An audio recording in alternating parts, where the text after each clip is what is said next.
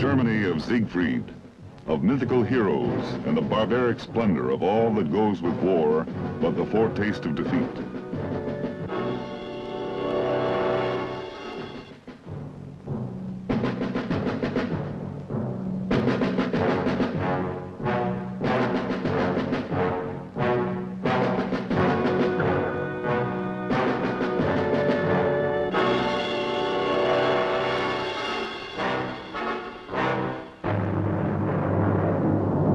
Was this myth that Hitler had given his people all that they now had left to back their pledge to him in return? My Führer, the West Wall stands and will hold, come what may. There was no mistaking that frontier. Like those legendary dragon's teeth that sprang from the earth as armed men, its anti-tank obstacles stretched in a ribbon of mute sentries, uncoiled across the quiet countryside.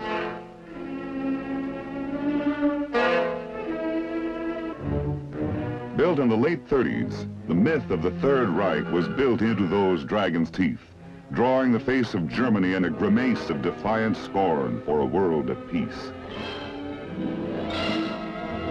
Now the years of war were passing elsewhere, and the neglected line, with its empty fortifications, was becoming part of a landscape where earth and myth merged into one, as that summer now merged into fall. And with fall, the Allied threat came at last, its armies sweeping the enemy before them across Europe like leaves are swept before a vengeful wind.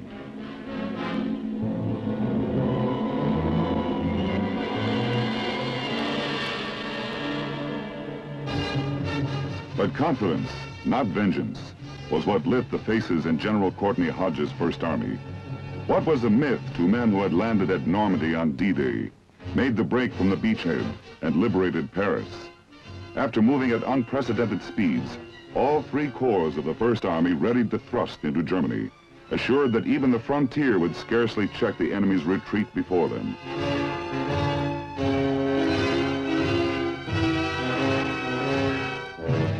It was the 7th Corps, under General J. Lawton Collins, that would set the First Army's pace and make the main effort.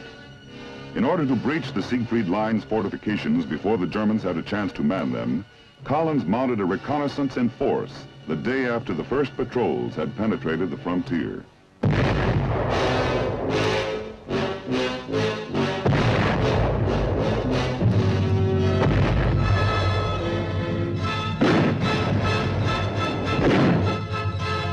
To the north, with only their own tanks to cover them, they attacked across open field, where every step forward was a gamble, over roads alive with mines and villages alive with snipers.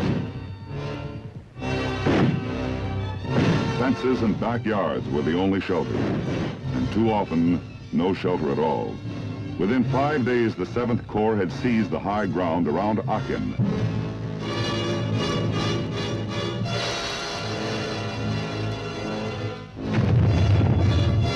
Pierced the forward band of the Siegfried Line along an 11-mile front and penetrated the heavier line of fortifications in 2 places. Now the closest enemy was delay. Every day, every hour of it, General Collins knew, must bring the Germans closer to their defenses.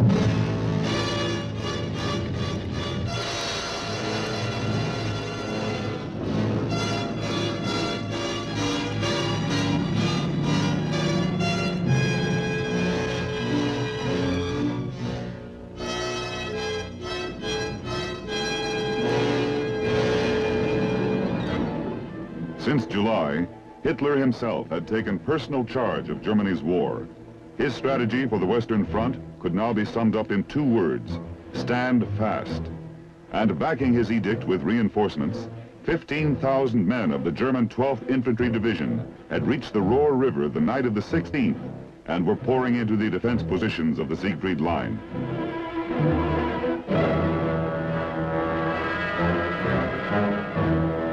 They were waiting as the 7th Corps reconnaissance burst into a full-scale attack on the line's main fortifications, extending to the south into the gloom of a forest straight from the German folk tales of the Brothers Grimm, the stifling embrace of its densely interwoven trees obscuring the sky itself, the Hurtgen forest, a name that would come to symbolize the long-drawn heartbreak and despair of war as surely as its fairy tale counterparts had enshrined the nightmares of childhood.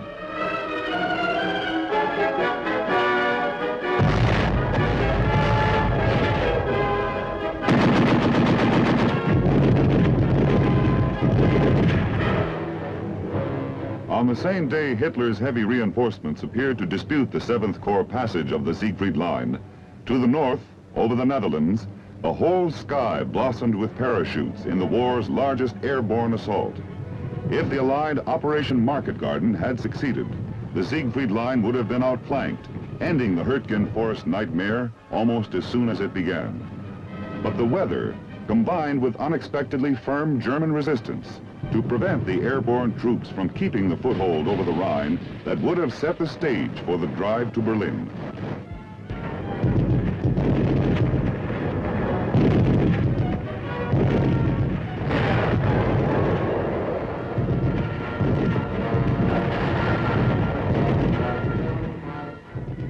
Again, there was no alternative. The Siegfried Line campaign would have to continue.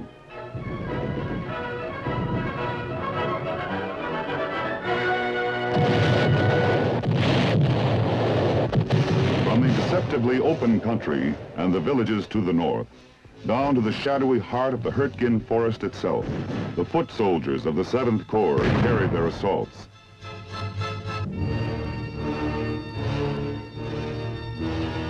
But for every yard advanced, the next came that much harder. The line had been penetrated, pillboxes captured and destroyed. But of the enemy, an enemy that had fled halfway across Europe and now suddenly turned to fight with a resistance as inexplicable as it was fierce. An enemy that seemed to be everywhere and nowhere all at once. In the confusion and uncertain shadows of the thick trees, the only proofs were the prisoners and the dead laid out at peace on the forest floor.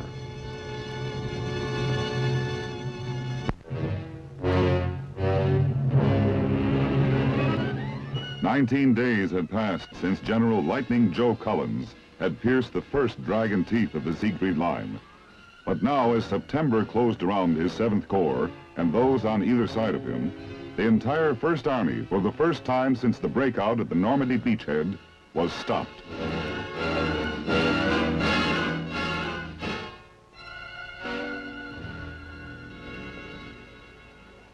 The author of the official Army history from which our narrative is drawn, Mr. Charles B. MacDonald, has been discussing this critical period of World War II with General J. Lawton Collins, retired Army Chief of Staff.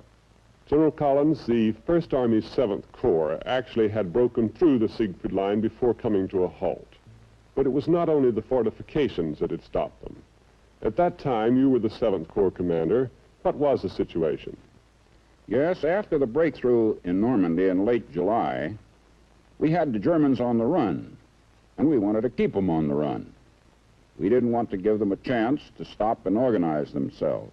But I had hoped to get through the Siegfried defenses before we had to stop. But just as we had crossed the German frontier, we began really to run out of gasoline and ammunition, and unfortunately, out of good weather. And the loss of the good weather caused our close support aviation practically to stop. And this was a real blow. Our men were still in good shape and were anxious to keep going, but they were tired. And even more important, our tanks began to need replacement and repairs. For example, the 3rd Armored Division, which had spearheaded our attack, normally had some 230-odd tanks. But when we hit the Siegfried defenses, only about 75 of them were fully operative. Now, you remember also that the Siegfried defenses east of Aachen were very powerful defenses. And from the high ground overlooking our positions, they were looking right down our throats. Now, an attacker, in order to break through, has to move. And when he does that, he gets out into the open, and then he becomes vulnerable to enemy fire. The next step now was to build up supplies, bring up reinforcements, and reorganize in order to exploit your breakthrough with a new drive by the First Army to the Rhine River. Yes, that's right. We had to do all of these things, but we still had unfinished business right where we were. In fact, there were 3 attacks that had to be launched. To the north of Aachen, the First Army had to get its 19th Corps through the Siegfried defenses, and then south of Aachen and the Hürtgen Forest, the 5th Corps, the right-wing corps of the First Army, had also to get forward. But in order for them to move, the 7th Corps in the center had to clear the Hürtgen Forest. These things were necessary in order that we could exploit the breakthrough that we'd already made through the first set of the Siegfried defenses. And then, in addition, we had Aachen, the city of Aachen, on our left. And while we dominated the high ground overlooking Aachen, we couldn't go past the city and leave a pocket of resistance there on our left rear. So therefore, the 7th Corps had to capture Aachen. Now, all of these things, these 3 attacks, had to be coordinated by General Courtney Hodges, the fine commander of the First Army, who, in my judgment, never has received proper public recognition for the great job that he did in leading the First Army all the way from our breakthrough in Normandy to our meeting with the Russians on the Elbe River. Aachen, ancient capital of the Holy Roman Empire, was attacked on October 8th.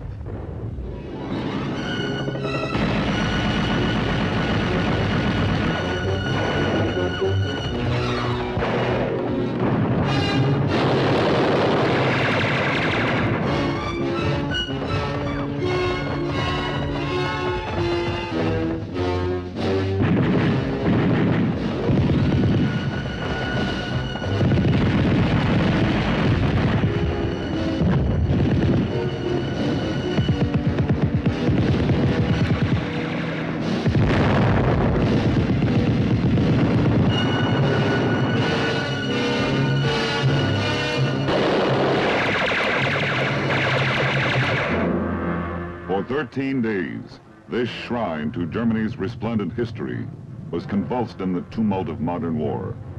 All the vain hopes of the 20th century crowded through streets that had witnessed the serenity of medieval culture and learning, and the coronation of 32 emperors and kings. To the Americans, the surrender of Aachen meant another concentration of enemy resistance wiped from their path.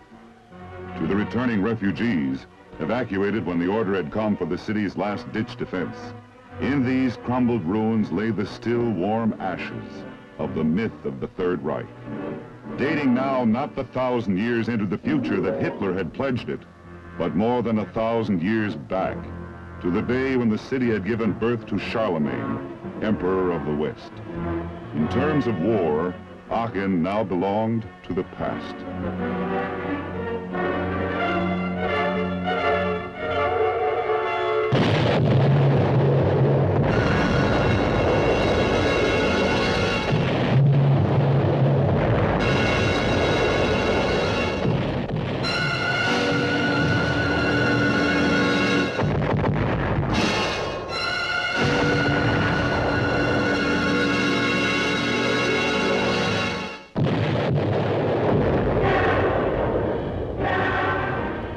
For the men of the 19th Corps north of Aachen, it was the same yard-by-yard, man-by-man struggle toward the Ruhr River and the Cologne Plain that opened to the Rhine.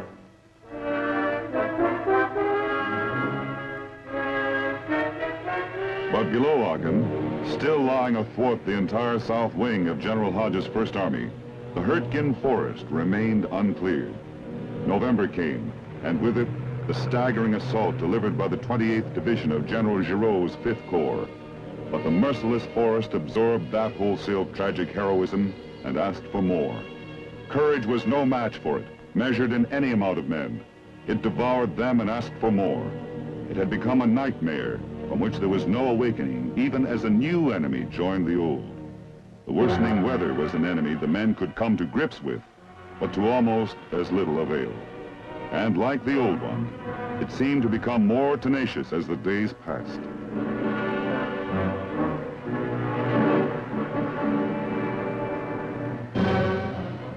The October attack had broken into a series of minor engagements when General Eisenhower determined upon the crushing new offensive that would sweep the entire Western Front. The 9th Army, under General William H. Simpson, was moved in north of Aachen. day, the weather delayed its opening blow until at last, November 16th dawned upon the heaviest air bombardment in direct support of ground troops to be launched in all of World War II.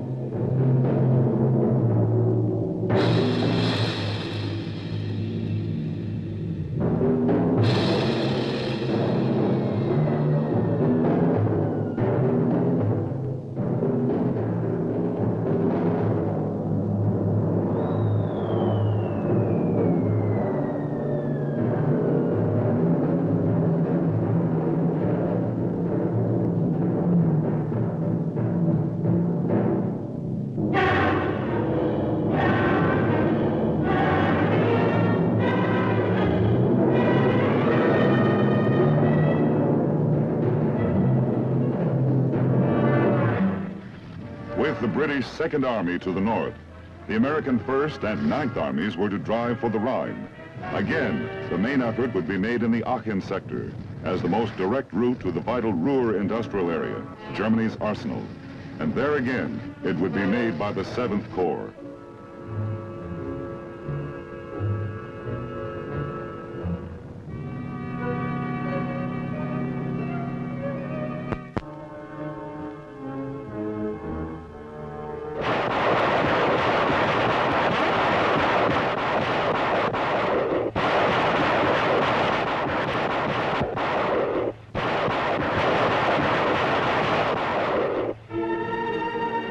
The onslaught did not miss its mark. By now, Germany's war losses in weapons and equipment were so enormous as to defy estimate.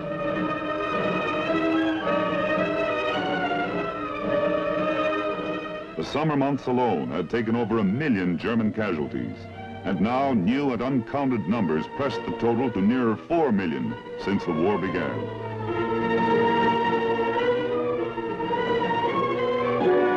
Yet they fought back. Their communications shattered, their supply lines smashed. They returned the attack with a ferocity that seemed whetted by their losses. This was no fairy tale.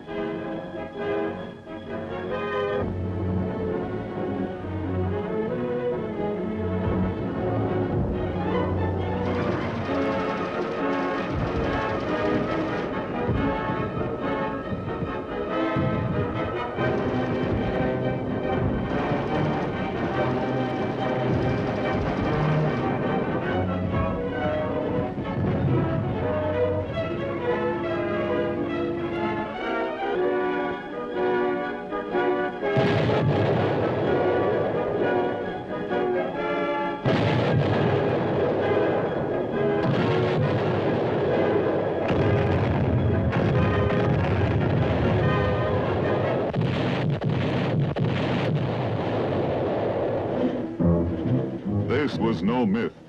10,000 tons of bombs had been dropped on the German defenses, but still the Germans replied. From the Allied Supreme Command down to the exhausted GI, it had not even the fairy tale's horrifying logic. It was war. War demanding new men, new courage, and giving nothing in return, but those demands pressed harder. Hopes for the sweeping success of the great November offensive had been swallowed, just as the Hürtgen Forest swallowed new reserves and asked for more. It was war that demanded casualties any way it could get them, and the winter became as vicious an enemy as any lurking behind the trees. In the Hürtgen Forest, it was war where battle tactics lost their meaning, where gains were still measured in yards, in feet, in dead. Still, they were gains. And while battle strategies might founder, the inexorable rules of war would demand that either advance or retreat must eventually prevail. Even in the Hürtgen Forest, one of those must prevail. It was advance.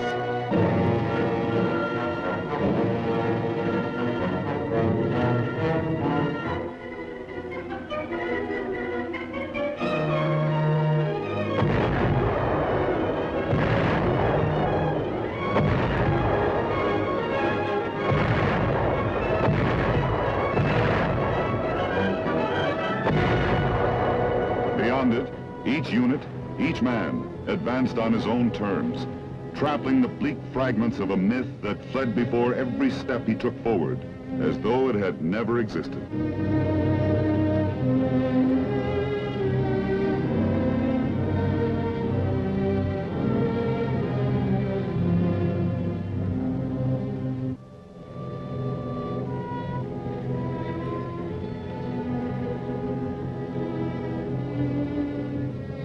as though nothing but cold and mud had ever existed.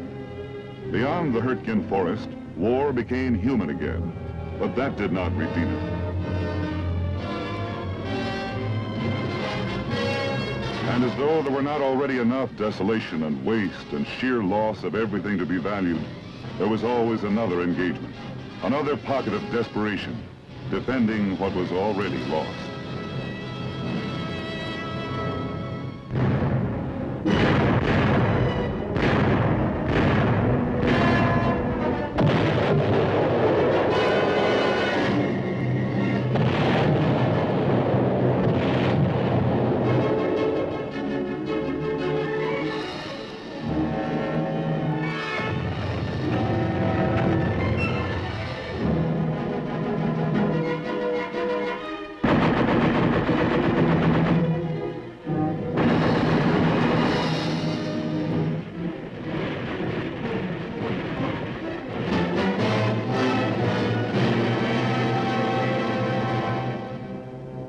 And there was the cold, echoing in desolate wastes of roads and towns and people in ruin, the hollow entreaties of defeat.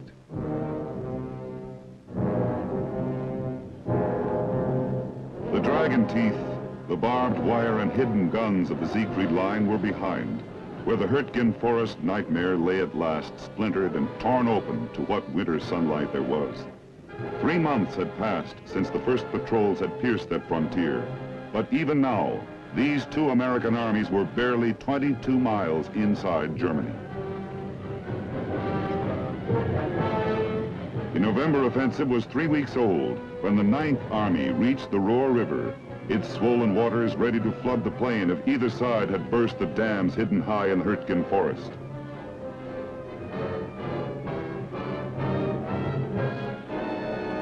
A week later, a long week of hard fighting, because no one could have named its end. The First Army broke through to the Rohr River, and the plain opened out toward the Rhine, where hope lay that war, even this war, might end. The Siegfried Line campaign was a part of history, but was it a part, and perhaps, after all, the real part of war? General Collins, the dash of long sweeping drives was conspicuously absent from this campaign, but that is what much of war is like, long periods of dogged, determined fighting. Yes, that's correct. As a matter of fact, I think the Chief of Military History has put it very well in his foreword to your book, when he says that huge armies waged the campaign described in this book, but the individual soldier, pitting his courage and stamina against harsh elements, as well as a stubborn enemy, emerges as the moving spirit of these armies.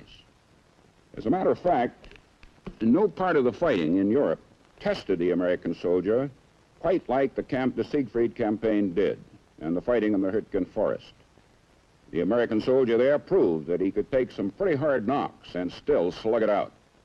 And I might say that if this story lacks a smashing climax, this is because the historian, unlike the novelist, is never the master of his material. Ordinarily, of course, the campaign would have continued with a big push across the Rohr River to the Rhine. Yes, but as a matter of fact, while we were slugging it out in the Hurtgen forest, Hitler was planning a major counteroffensive to the south of us that he hoped would end the war. And there, about 25 miles south of Aachen, he hit a very thinly held part of our line, made a breakthrough there, and it led into what became known as the Battle of the Bulge. And this goes a long way toward explaining the fierce resistance put up by the Germans on the Ruhr Plain and in the Hurtgen forest. Looking ahead to his counteroffensive, Hitler had ordered that no Allied soldier was to be allowed to set foot beyond the Ruhr River. Yes, but fortunately, in the Battle of the Bulge, we used up all of the German reserves of men and material west of the Rhine River. And the attacks of the 1st and the 9th Armies through the Siegfried defenses prior to the Bulge had chewed up all the local reserves available.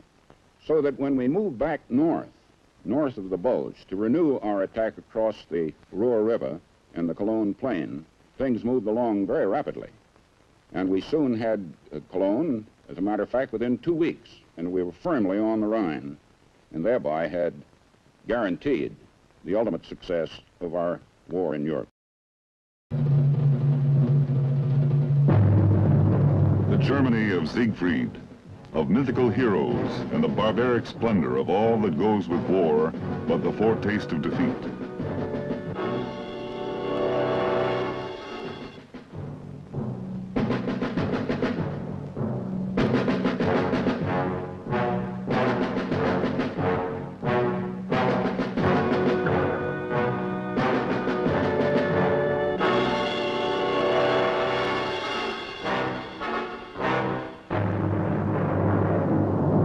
Was this myth that Hitler had given his people all that they now had left to back their pledge to him in return?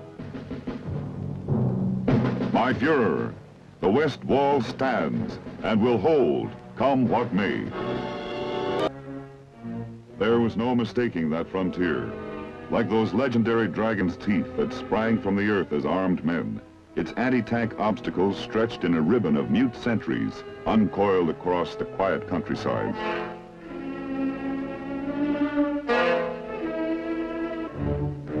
Built in the late 30s, the myth of the Third Reich was built into those dragon's teeth, drawing the face of Germany in a grimace of defiant scorn for a world at peace.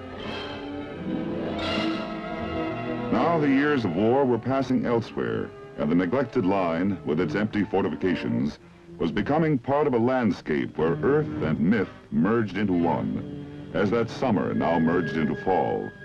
And with fall, the Allied threat came at last, its armies sweeping the enemy before them across Europe like leaves are swept before a vengeful wind.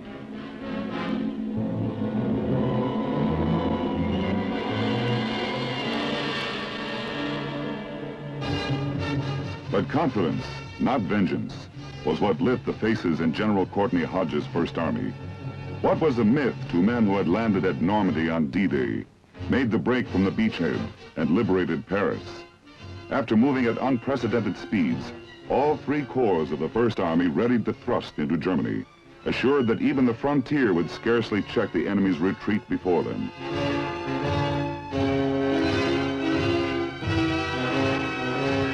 And backyards were the only shelter, and too often, no shelter at all. Within 5 days, the 7th Corps had seized the high ground around Aachen.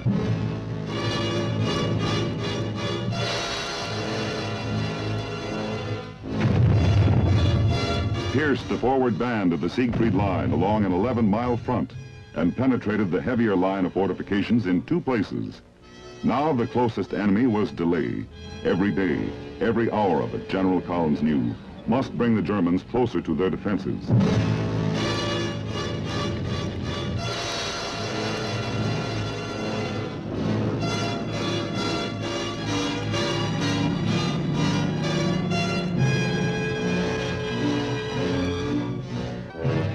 It was the 7th Corps, under General J. Lawton Collins, that would set the First Army's pace and make the main effort.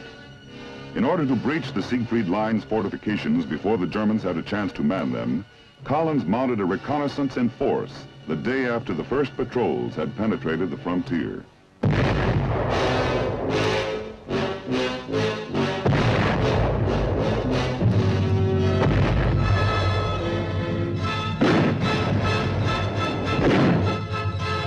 To the north, with only their own tanks to cover them, they attacked across open field, where every step forward was a gamble, over roads alive with mines and villages alive with snipers.